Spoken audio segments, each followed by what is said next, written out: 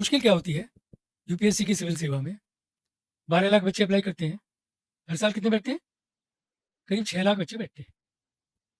पहला पेपर तो प्रीलिम होता है जिसमें ऑब्जेक्टिव टाइप है। उसमें भी यूपीएससी वालों ने एक तो नेगेटिव मार्क कर दिया है। प्रोफेसर पाटिल बैठी हैं, मुझे बार बार कहती हैं कि ये सब आपका करतूत है। मैं जब मेंबर होके गया तो कुछ कॉपी सामने आई, बच्चों ने टिक मार्क किया, 25% नंबर आ गए, सिलेक्शन हो गया। मेरा माथा ठनका, ये क्या हो रहा है भाई? 1 2 3 करके उसने आंसर करना शुरू कर दिया। पहले का ए, दूसरे का बी, तीसरे का सी, चौथे का डी। सवाल होते थे, 25 सही हो जाएंगे प्रोबेबिलिटी में, और थोड़ी बहुत अकल लगाएंगे तो 25 से 35 हो जाएंगे, सिलेक्शन हो गया।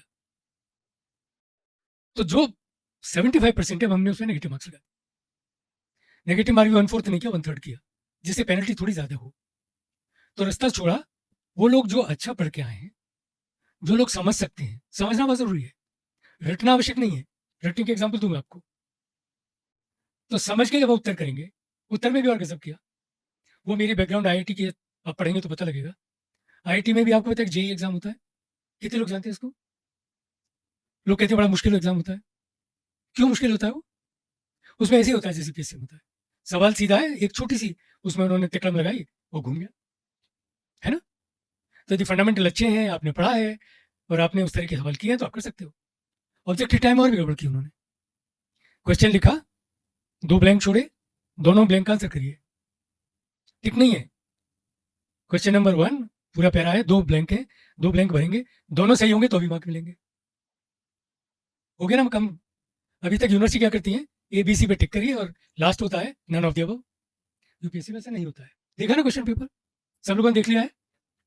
एक तो प्रैक्टिस कर लीजिए कि क्वेश्चन पेपर को पढ़ने की आदत डालिए। यदि आप पहली बार पढ़ने जाते हैं क्वेश्चन पेपर को, तो कम से कम 40 मिनट लगते हैं।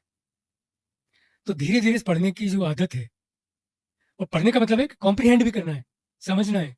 फिर समझ के भी कहना कि उत्तर करना पड़ेगा तो क्या करना है। 3 चीजें आएंगी ना सामने, पढ़ना, समझना और साथ ही साथ क्या उत्तर देना है। कर पाते हो आप लोग? तो प्रैक्टिस करिए।